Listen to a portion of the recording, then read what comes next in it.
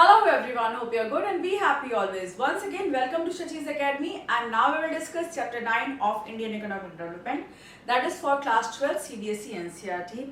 In this chapter, we will discuss the growth strategies adopted by India and its two neighboring nations, China and Pakistan.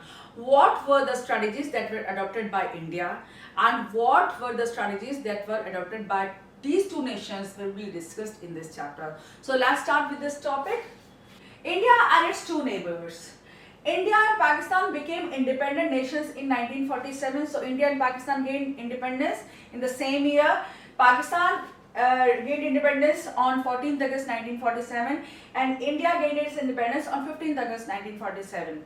Then People's Republic of China was established in 1949. So after 2 years, People's Republic of China was established. Thus, the three neighbors had almost a common start of their path of development, and you can say China was a late entrant to the process of development in this competition. So India and Pakistan started in the same year. China started in 1949. Then critical common elements in the strategies of growth of these countries. So they had some critical common points of development. Let's see what are they. All three countries adopted planning as the core developmental strategy. So planning was done by all these three nations for development of their economy.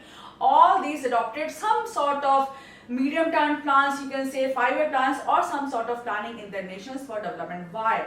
Because these three nations were lagging behind other nations in the world and they wanted growth to be gained at a very speedy pace. They wanted to grow very fast, and for that they adopted planned structure for growth, and that is planning. Then India announced its first 5 plan in year 1951.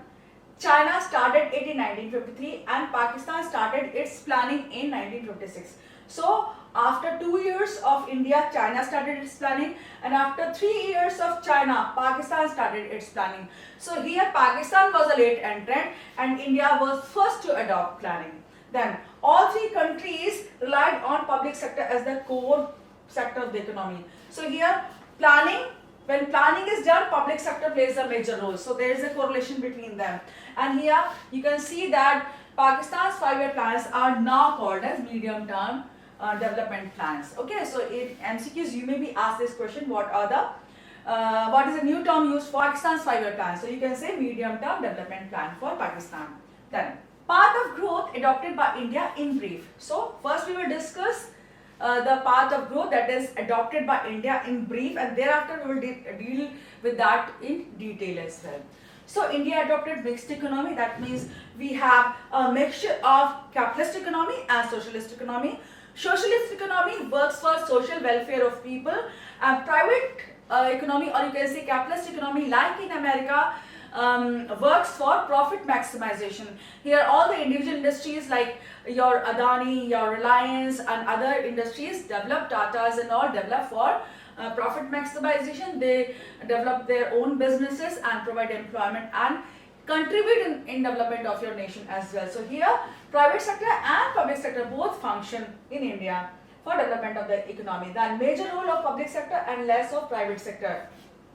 When planning was initiated in India, major role of carrying on the development of nation of you can say India was given to public sector. That means public sector was the only sector that could lead to the development of all the infrastructure that was lacking in India. When India gained independence, it did not have proper roads, it was lacking in hospitals, other civic amenities, you can say schools, roads, railways and other bridges or flyovers or whatever you can say. Infrastructure was not at all good for Indian development. Industries were not established. Even agriculture was stagnant in India. So for the development, or you can say the overall development of economy of India, public sector was given the flagship or key role. Then 5-year plans for development of agriculture, industry and trade were adopted, and due to these 5-year plans and the initiatives undertaken therein, we could go for green revolution, and green revolution led to production of food grains in the amount which was manifold of the previous amount. That means there was tremendous increase in production of food grains like your wheat, rice production, etc., and that led to elimination or led to fulfillment of our food grain needs in India, and we did not have to import food grains from other nations thereafter. Then public sector became dead weight in 1990s, and India adopted NEP, or New Economic Policy or Economic Reforms, in 1991. Okay, so we have discussed that in our previous chapters also. So before discussing this last chapter or watching this video, you need to watch the videos of all the 8 chapters, and then you will thoroughly understand this chapter as well. So what was the strategy of India that was adopted? We have discussed strategy of India in all the 8 chapters, and this is the last chapter we are discussing in comparative manner with China and Pakistan. Then in 1990s it became a dead weight. Why? Because in public sector enterprises there is one common thing in all the nations, that initially public sector enterprises did a very commendable role that was very important for development of economies, but thereafter they became very lethargic, or you can say their progress was very slow. They were not producing well, they were not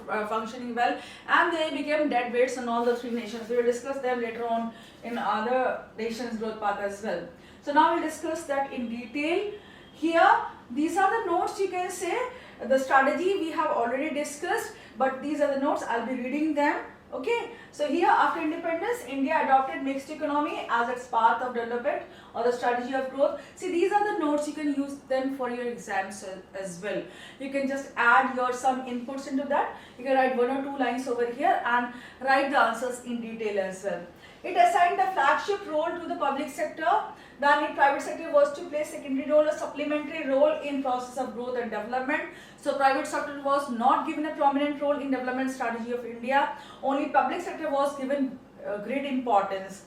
Then 5-year plans worked as the core element of the path of growth, and public sector undertakings worked as the engine of growth. So public sector worked as engine of growth, and all the growth process was led primarily by a public sector. Like heavy industries in India, like iron and steel industries, led to development of all the infrastructure that we see today or witness today. Initially, Indian economy achieved a major breakthrough in the field of agriculture. Due to Green Revolution, India could increase its production manifold, food grain production manifold, and it led to your eradication of food scarcity in India. The Green Revolution symbolized agricultural prosperity of the country. So it was a major contribution in agricultural sector, and we could become self-sufficient in our food grain production in India. And we no longer imported food grains from other nations for our people of this nation. Then, the establishment of heavy industries in the area of iron and steel symbolized structural transformation in the economy. So initially India was just an agrarian economy, even its agriculture was stagnant, but thereafter when we adopted planning in India and major role was given to public sector, our heavy industries led to development of all the other industries, and our iron and steel industries symbolize structural transformation. What is structural transformation? We could build our bridges, our railways, our flyovers, and many more industries were developed or came up due to this iron and steel industry in India. Our aircraft industry, our vehicle industry was also developed due to iron and steel industry. But public sector could not function well. But thereafter, after few decades, 2 or 3 or 4 decades, Indian public sector became slow progress industry, or you can say slow progress sector, and it was not doing its production nicely, and slowly and gradually it became a dead weight. It was a loss incurring enterprise or sector thereafter. In the year 1990, Indian economy was burdened with dead weight of public sector enterprises. So thereafter, these public sector enterprises became dead weight on Indian economy. Why? Because they were not producing anything, or you can say they were producing in a very lesser amount, but people working over there received their salaries from government exchequer, from government funds, or you can say revenue, and they were not functioning well. They incurred losses, and the people over there were enjoying, but Indian government was incurring losses due to public sector enterprises. Government switched from inward looking strategy to outward looking strategy, and promoted private sector and private foreign capital. Now when Indian government saw that this public sector is not functioning well and they could not sustain Indian economy only with the help of public sector and inward looking strategy. What is inward looking strategy? We have discussed before, and also that when any nation focuses more on its own production, it does not export, and it prohibits or stops imports or obstructs imports from outside and does not export also to earn foreign exchange. That nation is known as inward looking strategy. That means it produces its things on its own and does not import from other nations. So it is basically inward looking policy was followed in India, but thereafter in 1991 India switched from inward looking policy to outward looking policy. That means it started producing more on market trends and it started exporting to other nations, and it started permission of imports from other nations also. That means it started imports and exports in full swing and earned foreign exchange. Then Planning Commission has now been replaced by Niti Aayog. From after 2014, your Planning Commission has been replaced by Niti Aayog. That is a think tank in India, and it is for the transformation of India on modern lines. The economy practices mixed economy, free play of market forces of demand and supply in market. Now we have private sector economy in prominence. Private sector plays a very major role. However, we have mixed economy now also, but we have free play of market forces, and all the nations in India are being attracted due to growth trend of India, and other nations are establishing industries in India, and now we have open economy. Before 1990 we had a closed economy in India. We were not giving permission to other nations to establish their MNCs or industries in India, but now other nations can freely come to India. They can acquire permission from Indian government and establish their industries, or you can say factories in India. They can produce in India, just like Apple has done a treaty with India to open Apple stores in India and production facilities in India, and in those production facilities or factories or firms, Indians will get employment, and even Indian people will be trained in those enterprises. So it's a win-win situation for India now. Then growth strategy is now integrated with the overall process of globalization. Now globalization is practiced in India, and Indian government or Indian economy is linked with all the major economies of the world. It can trade anywhere, it can have business treaties or negotiations with any nation. Even we individuals can trade with other nations and involved in businesses like drop shipping or other trade, and free trade is being practiced in India. Then path or strategy of development adopted by China. That is in brief we will discuss now. China adopted statism or command economy. Like in India, government sector played prominent role in China's economic development also, and their policy was known as statism or command economy. Here statism comes from the word state, that means prominence of government sector. Government is all powerful over here, and state or government will maintain law and order and control over all the resources of the government and the natural resources, and carry on production in its enterprises and decide everything in economy, which led to production under government control. So government had control over everything, over production or distribution of resources and allocation of resources in China's economy. The government monopoly of natural resources. So government exercised monopoly of all the natural resources or the national resources of China, and private sector was not allowed to play any role. Then development in pre-1978 period comprised of Great Leap Forward and Great Proletarian Cultural Revolution. So first of all, you need to see that China's development strategy or growth strategy is divided into two periods, majorly into two periods, that is pre-1978 period and post-1978 period. That means before 1978, year 1978, and after 1978. These are the two major periods. In pre-1978 period, what are the two prominent campaigns? That is your Great Leap Forward. That means leap means you jump, you take a huge jump towards growth, and that was a very big jump of China with the faith that our economy will develop, and they full-fledgedly or very forcefully implemented many policies at same time, and it led to development of China. That is known as Great Leap Forward, and it led to very fast development of industrial sector in China and its agricultural sector also in a planned manner.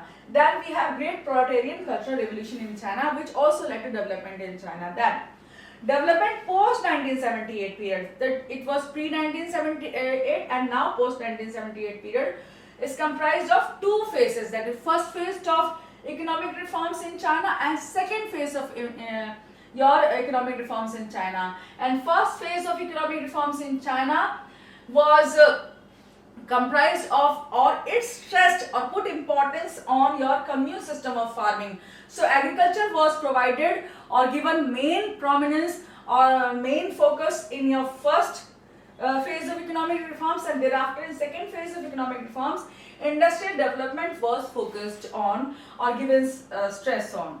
Then path strategy of development in China in detail. Now we have discussed it in brief, and now we'll discuss that in detail. Establishment of People's Republic of China in 1949. So China was established in 1949. It decided to bring all critical areas of production activity under government control. So everything was to be given, was to be taken care by the government, and public sector played a prominent role. National resources included all land were declared a government proper monopoly. So any land was not owned by any private individual or any group of individuals, and all land of China belonged to government. So there was government monopoly. Only government could have control over all the lands of China. Then China adopted statism or command economy as a model of growth in which, so statism or command economy has been adopted by China, and here ownership of all resources rests with the state. So statism means ownership of state or control of state or government, and the state is to decide what to produce, how to produce, for whom to produce. So all these three critical questions of production process or development were to be decided by government of China. So government was whole soul or all powerful in China, and private sector was not given any role initially. Then historically the development path of China can be split into two periods. Number one is pre-1978 as we have discussed, and second is your post-1978. Pre-1978 has two main focuses, that is your Great Leap Forward and Great Proletarian Cultural Revolution. Then post-1978 period is first phase of economic reforms and second phase of economic reforms. This is a very important point in view of your MCQs and detailed questions as well. So here it is your pre-1978 period. We'll discuss that in detail now.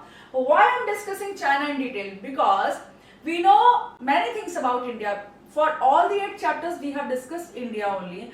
We don't know much about China because we are still in 12th grade. I am not there, but you people are in 12th grade, and you might not have heard about much about, you can say, about China's development. So I have discussed this thing in detail, and for India, you know, you have discussed all the main points in your 8 chapters, so you can just add some things from there also. That's why I have taken China in detail here. So pre-1978 period is Great Leap Forward. This was a campaign launched in 1958 to kickstart the process of industrialization across all parts of the country. So Great Leap Forward was adopted to carry on industrial development of China with a full swing, with full force at the one point. Then people were encouraged to establish industries in their backyard. So everyone in every household, suppose you have a house and I have a house and there's some space in our house, and we were allowed to open industries or small cottage industries at our homes, just like making artifacts, handicrafts, or anything, clothing industry or anything, just like coloring industry, dyeing industry, you can say small industries were established in every home. So they were encouraged. A tremendous industrial growth was encouraged in China with this Great Leap Forward policy. Then industrialization was given a massive boost in the urban areas with Russian expertise. So Chinese government obtained help of Russian experts or Russian government, and these Russian experts and the Russian government collaborated with China in its development, and it provided help of all sorts for development of China. Then Agriculture was revolutionized in the rural areas by adopting commune system of farming. Communes meant collective farming. In India, we have cooperative farming in which all the farmers come together, pooling their land. That means they all contribute in their production process and they pool their land. That means all their land is given to that collective farming or cooperative farming, and that becomes a very huge piece of land or farm, and that farm all the farmers work, and whatever produce is produced there, they sell that in market and all the farmers gain profits. In the same manner, they practiced in China commune system of farming, that is collective farming like cooperative farming in India. The Great Proletarian Cultural Revolution. After Great Leap Forward, we have Great Proletarian Cultural Revolution. What is that? It was initiated by the chairman of Chinese Communist Party, Mao Zedong, in 1965 and continued till 1976. That means nearly for your 11 years. That during this period, the students and professionals were sent to the countryside to gain professional expertise. In India also, we have on-the-job training, or we go to market to gain expertise. In the same manner, in China, professionals and students of colleges and schools were sent to countryside, to the villages, or you can say rural areas, to gain experience how they live, what is their process of production, how is their life, and all the processes they studied there and gain expertise to implement those that knowledge into the marketing or production processes. Then Cultural Revolution succeeded in combating the then recessionary cycle in China. The then means in that period, during this period, recessionary cycle was operating in China. There was a recession in China. Industries were not developing very fast. They became slow and production was done, but it was not getting sold in market. So there were recessionary tendencies in China, and to give boost to that, these policies were adopted. It also succeeded in imposing Maoism, the socio-economic ideology propounded by Mao, as the dominant ideology governing the development path of the Chinese economy. So Maoism was also adopted in China at that time period. Then we have post-1978 period. Here, during the post-1978 period, China introduced economic reforms by partially accepting the principles of market economy. Till 1978, it was practicing the whole soul, you can say, control of government, and public sector was playing a prominent role. But till 1978, China realized that government sector alone cannot lead to progress of whole economy of China, and they needed some private sector also to earn profit in the market and produce commodities which could lead to profit maximization. And for that, they adopted or accepted the principles of market economy, but only partially. That means here now also public sector was playing prominent role, or you can say your government sector was playing a prominent role, but some industries were given to private sector to earn profits in the market for economy of China. It shifted from system of closed economy. Before 1978, China was a closed economy. But after 1978, it opened its economy for FDI, foreign direct investment. That is, you invite other nations or you open your economy for other nations to invest in your economy, start industries in your economy and earn profit over there and give employment to your people. India did that. It invited other nations to their nation, to their economy to invest there in the form of FDI, foreign direct investment, and established industries in China. Just like in India, many countries are coming in India to invest in India. They are establishing industries or factories in India, and those factories are providing employment to India, and they are producing in India and selling in India. Okay, and in that manner, India is gaining you can say industrial development. Then first phase of economic reforms and second phase of economic reforms after 1978 period. We have two phases of economic reforms, first and second phase. Let's discuss them. First phase of economic reforms is, in the first phase, reforms were introduced in the agriculture sector. So agriculture was stressed upon in first phase. These reforms led to withdrawal of the commune system of farming. Before 1978, commune system was practiced in China. But after 1978, due to adoption of economic reforms in agriculture, these lands were withdrawn. That means commune system of farming was ended. Then the communal land was divided into smaller pieces of land and allocated to individual households. So just like you, me and other neighbors or other countrymen were given small pieces of land. Similarly happened in China. People were given small pieces of land to cultivate on them, and commune system was completely ended. The farmers were not given ownership rights, but here there is a twist that they were given land but they were not given ownership rights. Now also government held full control over that land which was given to people. Now the farmers were tenants of the government of China, not the owners of the land. So farmers were not given ownership rights, they were just the tillers, you can see, of the tenants, just like in India during the time of British. So now also government had full control over land of agriculture. Then second phase of economic reforms.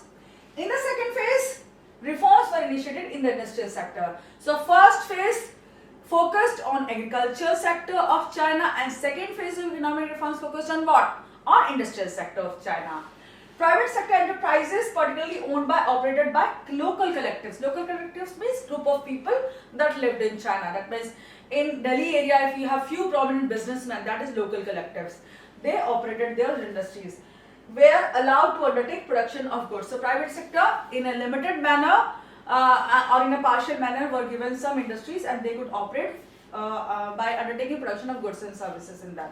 The state-owned enterprises, SOE, state-owned enterprises, also called SOE, equivalent to public sector units in India. In India, we call state-owned enterprises as public sector units, but in China, these counterparts are known as SOE, state-owned enterprises. It's important for your MCQs also.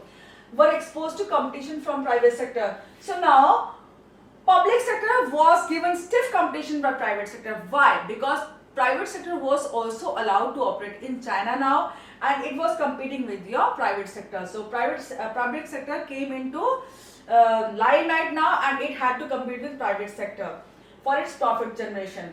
The system of dual pricing was introduced, and now they had a system of dual pricing. Some prices were decided by the government, that is for strategic commodities or very important commodities that were important for economic development were decided by government, and rest of the prices were decided by your private sector by free play of market forces, just like price and demand equilibrium, etc.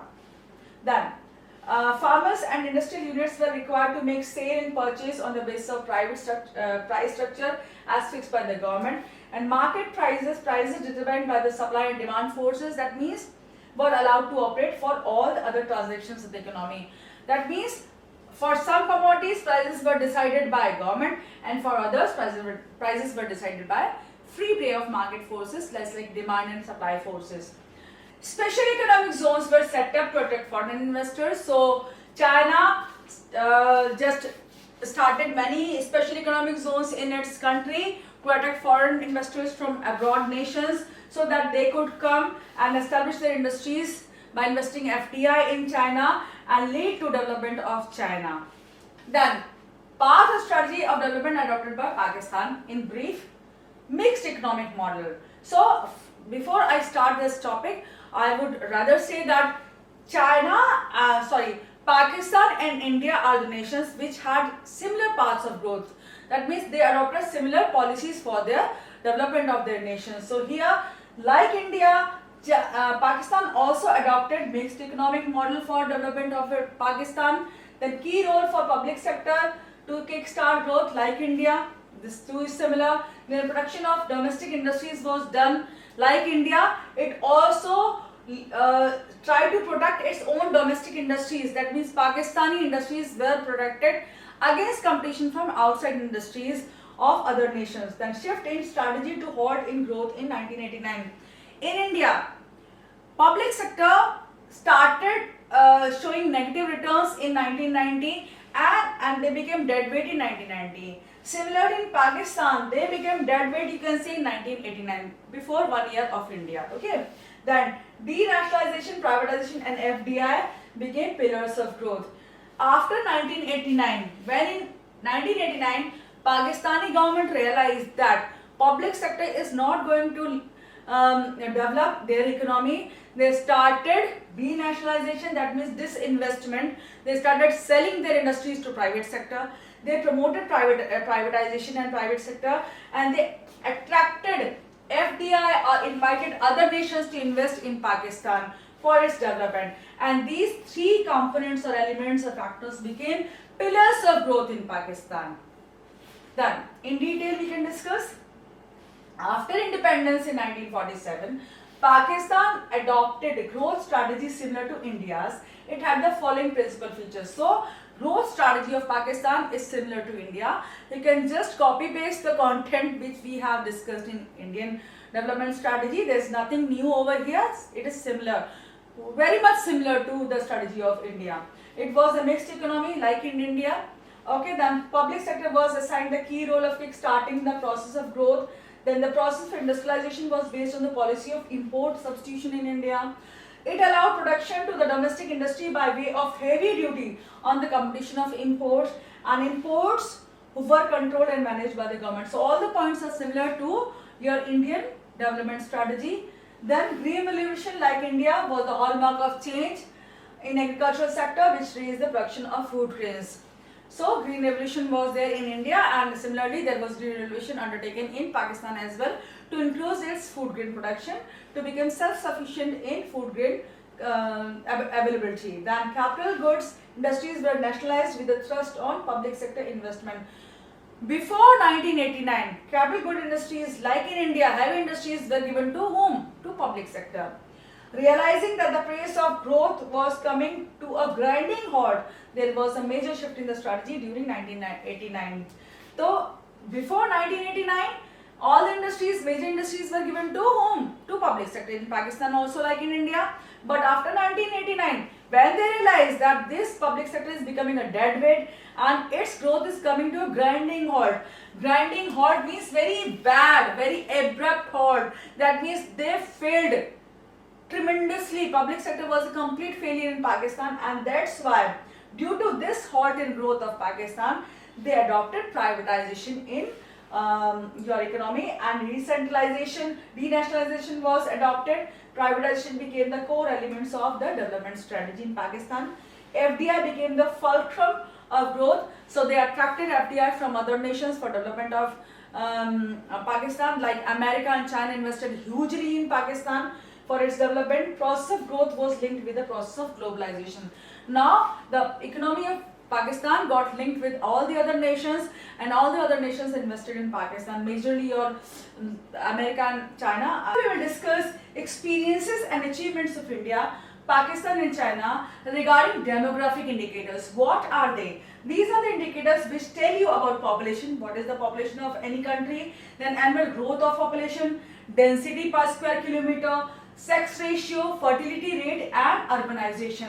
So let's discuss them in details with the data. That is India. In million, what is the population in your 2019? So this data is for the year 2019. Now your data has changed, but I have included this very data because it is given in your book that is being referred to all the schools of CBSE throughout or across India, different states. So the population of India as per the data of 2019 is your 1,352 millions. For China it was 1,393 millions, and for Pakistan it is 212 millions. So population details are these. Here you can see that China is highest populated country among all the three, but now the details have changed and India has moved forward in population. Now annual growth of population is 1.03 in India, for China it is 0.46 and for Pakistan is 2.05. For density per square kilometer we have 455 people per square kilometer in India, in comparison to 148 people in China and 275 people in Pakistan. That means it has the highest density of population and its growth rate is second among three countries. The sex ratio is 924 per 1,000 males in India. For China it is 949. All of us know what is sex ratio. Sex ratio is number of females per 1,000 males. For example, there are 1,000 males in some area or in some locality, for those 1000 males, how many females are there, girl child are there, that is sex ratio. Okay, so here we have the lowest sex ratio in India, and on second number is Pakistan, and first is your 949 people, females for 1000 males in China. That means China is having the best sex ratio among three nations. Then fertility rate in India is 2.2, then for China it is 1.7, and for Pakistan it is 3.6. That means Pakistan has the highest fertility rate among three nations. Then urbanization. Urbanization in India is 34%, in China it is 59%, and in Pakistan it is 37%. That means India has lowest rate of urbanization among three countries. Then we have population. Now on the basis of table, we can discuss details regarding demographic indicators. That is, India and China together are a habitat of nearly 38% of world's population, total population. That means more than 1/3 of whole population of world lives in these two nations, that is India and China. India with a habitat for nearly 18% of the world's population. So India is a habitat or a home. That means 18% of total population of the world lives in India, and 20% of the total world's population lives in China. And Pakistan is a small country, its population is 1/10 of China. That means if you count with the percentage of this, it is only, you can say, 2% of world's population. Okay, only 1/10 of population of India or China lives in Pakistan. Density of population. China has low density of population compared with India and Pakistan. Now, what is the utility of lower density of population? If any nation has lower number of people living per square kilometer, it is good or bad? Yes, it is of course obviously good. Why? Because they have more resources on per head basis. Why? Because they have better environment, they have better air to breathe, they have better facilities, they have better natural resources and better forest cover. Okay, but in India we have lower amount of or lower percentage of forest cover and other facilities because our population is very high, our density is very high. But in comparison to India, China's density of population is low, and that's why it is better. Then the fertility rate. The fertility rate is low in China, it is high in India, alarmingly high in Pakistan. That means Pakistan's fertility rate is very high, more and more children are taking birth over there. Then China has successfully contained its fertility rate by pursuing the policy of one child policy in 1979. In 1979, China experienced population explosion, and its population was increasing at an alarming rate. And then after the government of China adopted one child policy. That means each household or each family will have, that means husband and wife, one pair of husband and wife will have only one child, no more than one child. That means one child policy was adopted here. It can be either a boy or a girl, but no more than one child. As a result of lower fertility rate, China has the lowest rate of growth of population among the three nations. So it has the lowest rate of fertility, and that's why its population growth is lowest among three countries. Then, one child policy of China. This should be discussed in detail. As I explained that we know very less about China, that's why we discuss all the things in detail. Then, one child policy was introduced in China in 1979 to address the issue of population explosion. Then, China has successfully reduced the growth rate of population to nearly half, from 1.33% in 1979 to nearly 0.46% in 2017. So it has drastically reduced its population growth and population rate in comparison to 1979, and now it is only 0.46%. The policy was discontinued in early 2016 as the impact of policy was felt even beyond population growth. Now, when there was population explosion, China adopted one child policy, but after that it reduced its population. But there were many problems which came up due to introduction of this one child policy as a result of adoption of one child policy. Owing to high preference for a male child, having one girl child led to a serious discontentment. So there was social discontentment among Chinese that they can't have more than one child, and it was criticized vehemently by people in society of China. Then it led to widening gap between the number of males and females. That means it led to adverse sex ratio in Chinese. Then due to one child policy, the proportion of the elderly people had started increasing increasing in comparison to younger population. Now, when there was lower fertility, there was lower growth of population. Now there were no young people in Chinese society, and they faced problem for their armed forces, for defense forces, for working in factories and establishments, for transportation services and everything, because only young people are able to work. So working population reduced in China, elderly population, that means old age people increased, and it led to burden on Chinese government and society as well. After 2016, each family is allowed to have 2 children. Now after 2016, each family can have 2 children. Now urbanization, both China and Pakistan are showing brighter signs of urbanization than India. Urbanization is closely linked with structural transformation in the country. Why urbanization is increasing in China and Pakistan and not in India? Why? Because Indian economy still is dependent more on agricultural sector, on rural sector. Here in India, still 2/3 of people are still dependent in agricultural sector. They live in rural areas, and that's why agriculture is their mainstay. So agriculture is in prominence, and when people live in rural areas, why would urbanization increase in India? And that's why urbanization is increasing at a slow rate in India than in China and Pakistan. China's urbanization is at the highest rate. Then sex ratio. Sex ratio is found to be biased against females in all the 3 nations. In India it is 924 per 1000 males. In China it is 949 females for 1000 males, and in Pakistan it is 943 females for 1000 males. So in all the nations, females are lesser number than males. Okay. Low sex ratio points to social backwardness. Female foeticide, that means killing a girl child in womb of her mother, is female foeticide. Owing to preference for a son is the principal cause of low sex ratio. So they are killing girls in womb, and that's why sex ratio has become adverse. Now, annual growth rate, growth of gross domestic product. Here the comparison has been made in 2 durations, that is from 1980 to 90, and then from 2015 to 17. So here we can see that growth rate of India was 5.7 in 80 to 90, 1980 to 90, and it increased to 7.3 in 15 to 17. Then China's growth rate was 10.3 in this time period, and thereafter it has reduced to 6.8, and Pakistan's growth rate initially in this 1980 to 90 was 6.3, and it has increased to 5.3.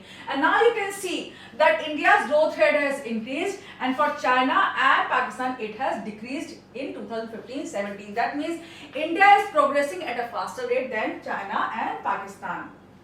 Now, size of the economy. China is the second largest economy in the world, with its GDP at nearly $33 trillion in 2023. So it is a $33 trillion on purchasing power parity basis, PPP basis. You might have read in your books that it's the largest economy among all these 3 nations and second largest economy in the world.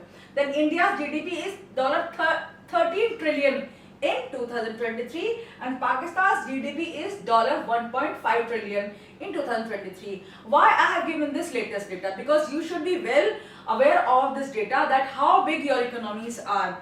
In your book, previous data has been given. Please refer to that data also. But in certain MCQs in nowadays in exams, your latest data may also be asked, and that's why I have included this data in your PPTs.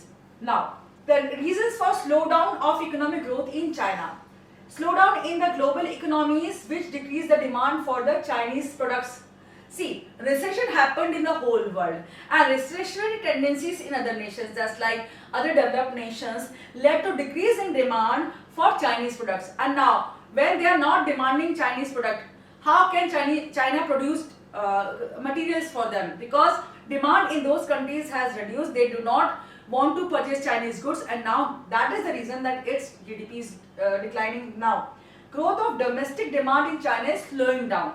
Now, domestically also, in its own nation also, China's demand for goods and services are decreasing. Why? Chinese are not purchasing their own country-made products. Why? Because they have started saving, because their propensity to save has increased. That means when they are earning some income, they are saving more and spending less on purchase of goods and services. When they do not purchase goods and services in market, how will industries progress in China? And that is also the main reason that Chinese are saving more and spending less in economy. Then corruption and economic crimes increased in China. Corruption is increasing day by day in China, and that is also a reason that Chinese economy is declining or moving towards recessionary tendencies. Then Chinese people are now exploring higher wage opportunities employment. See, in China, government has the upper hand. It is all whole soul, and it does not let private sectors to develop according to their demands and their needs, and that's why they are not able to pay more to their employees, and even government sector is not paying higher wages to employees over there. So what Chinese people are doing?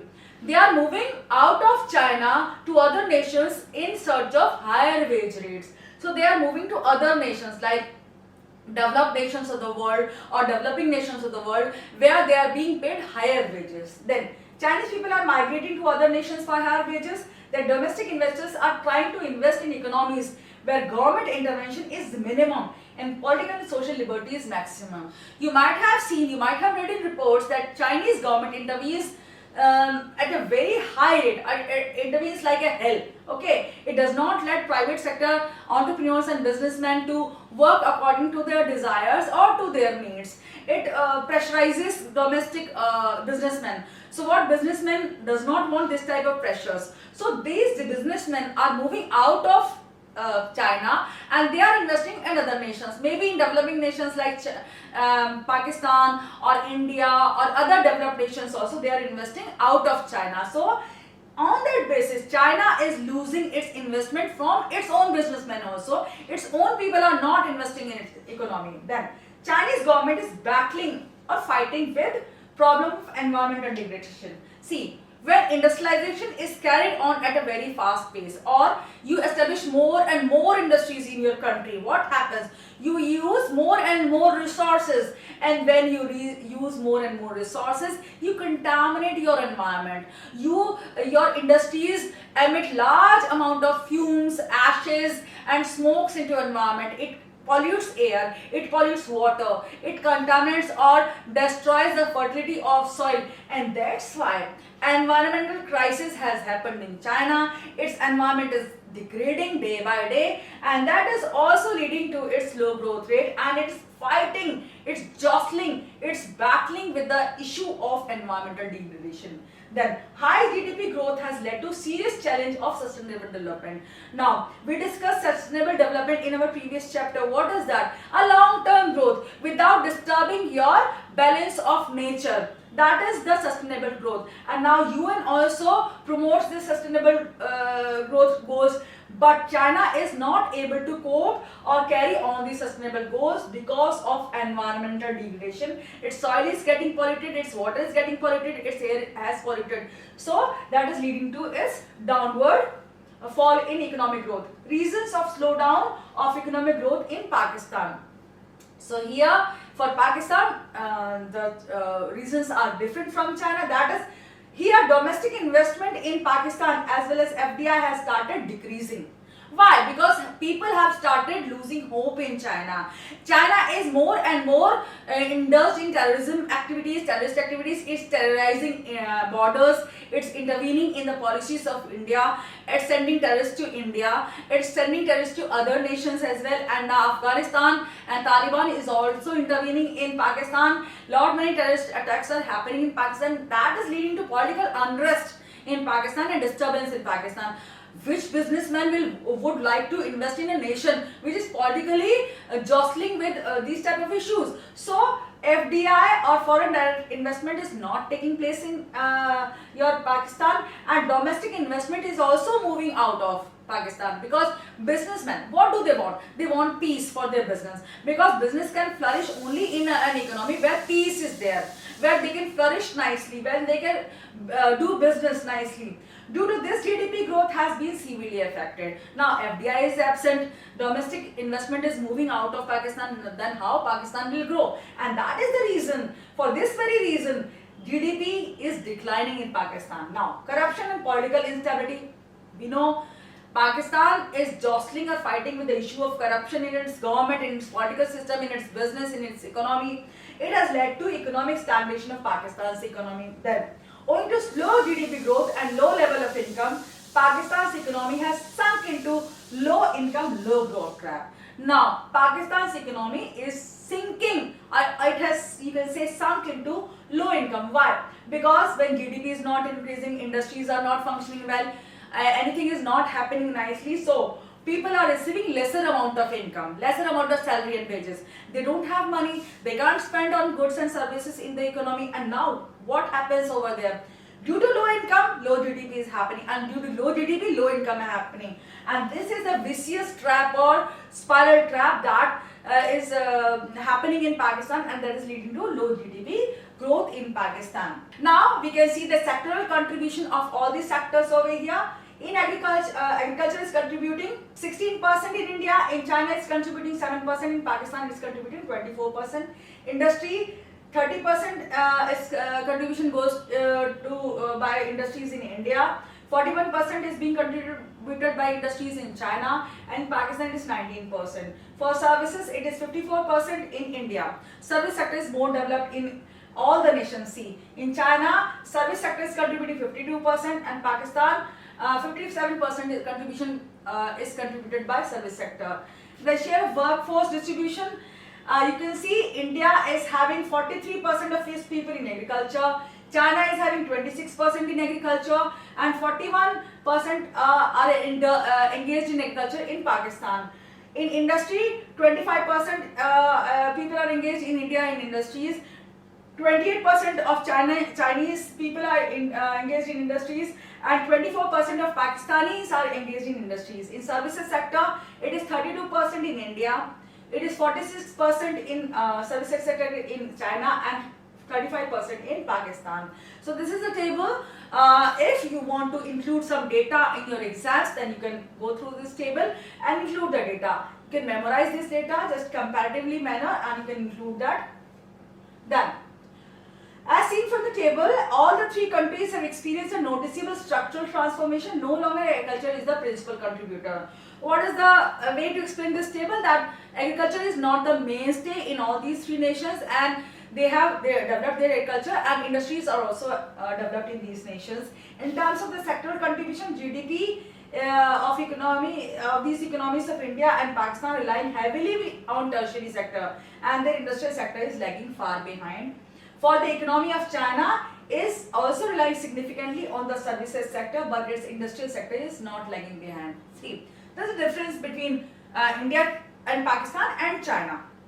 Why? Because in China industries have developed sufficiently, but for Pakistan and India, industries are not developed that much in comparison to your China. So here industries in Pakistan and India are lagging behind your Chinese development. The table also shows that experience of China like the experience of most developed countries. What is the experience of most developed countries? You can go through this data. I'll explain it in another manner. See, in most of the countries, first of all, they develop their agriculture, as happened in case of China. Their economic reforms after 1978 focused more on agriculture previously, and thereafter they focused on development of industry. But in India and Pakistan, what has happened? They developed their agriculture, but thereafter they did not fully develop their industries and moved on directly to service sector. But China moved from agriculture to industry, and then from industry to agriculture. That means it has developed its agriculture first, thereafter it developed its industries, and thereafter it has developed its tertiary sector. But India and Pakistan developed their agriculture and directly developed their service sector, but their industrial sector is still lagging behind. That's the difference between these nations. Then, indicators of human development. What are they? Life expectancy, adult literacy rate, percentage of population below poverty line, infant mortality, all are these indicators. And life expectancy, that is higher the better. If you have high expectancy in any nation, this is good. This is good indicator that people are getting good food, good shelter, good environment, good hygiene, good sanitation, good education, everything good. And that's why their expectancy of life is greater. So it is higher the better. Then adult literacy rate, higher the better. Okay. how, if your people are literate, if your people are educated, it is good. So higher the better. Then percentage of population below poverty line. You should have very less number of people below poverty line, or I think there should be no one below poverty line, and that's why it is lower the better. Okay. Then infant mortality rate, lower the better. Child dying before 1 year's age is really painful, it is really sad, and children should not die at a very young age, and people should reach their maximum age limit which they can live. So it is very bad, and that's why lower the better. Maternal mortality rate, mothers or females who die while giving birth to their child or while being pregnant or due to some complications, that should be lower the better. Females should not die while giving birth to their children, and that is indication of your lesser amount of hospital facilities or hygiene facilities in your rural and urban areas. Then percentage of population having access sources. Access to sources means you are having all the facilities, hygiene facilities, health facilities, infrastructure facilities, and all the facilities, and higher the better. If you have good facilities, it's good. Then percentage of undernourished population. Undernourished means you are not having good food, you are malnourished, you don't have all the 3 meals per day, you don't have good quality of protein, carbohydrate, minerals, vitamins, etc. So you don't have a good amount of food or good quality of food, that is undernourished. So undernourished population should be very less, or there should be no one undernourished, so lower the better. Then percentage of population having access to improved sanitation. Sanitation is best. If you have good level of sanitation, improved level of sanitation, then lesser number of people will fall ill, and that is really higher the better. That means if you have higher level of sanitation, that is very fine. Then GDP per capita adjusted for the differences in purchasing power parity in dollar terms across different nations, called purchasing power parity, is higher the better. So GDP per capita is also indication of your what? Development.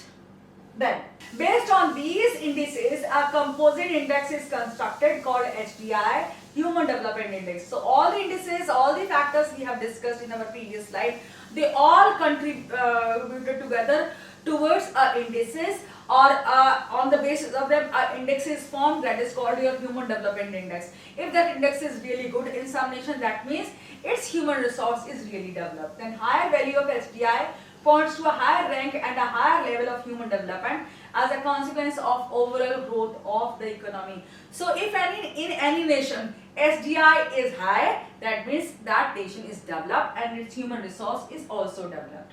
Then liberty indicators. What are they? Liberty indicators refer to the measures of the extent of demographic participation in the social and political decision making. So if you live in any nation, if you have right, if you have a freedom of expression of political decision making, or if you can participate in political decision making and in social causes and in some social questions, you can get answers to them. So that is your liberty indicator. That extent of demographic participation in social and political decision making. Demographic participation means every person has equal right, and no one is discouraged from doing any rightful thing, and no one is partially treated on the basis of your caste, creed, color, or religion or caste. Okay. Then extent of constitutional protection given to rights of citizens. So how many constitutional rights are given to people, how they are constitutionally strong, that also is an indicator of your liberty in any country. This is all about this chapter. We have discussed our 9th chapter, that was the last chapter of our book of Indian economic development. So if you have any problem regarding this chapter or other chapters which we have discussed previously, you may refer to our comment box and you can comment on the content, and whatever you did not understand, please do write in those comments. We will be more than happy to answer, and thereafter I'll be covering all the questions, MCQs, etc. for this book. And thank you for watching all these videos. Thank you for subscribing our channel. Thank you so much. Take care. God bless you and work hard.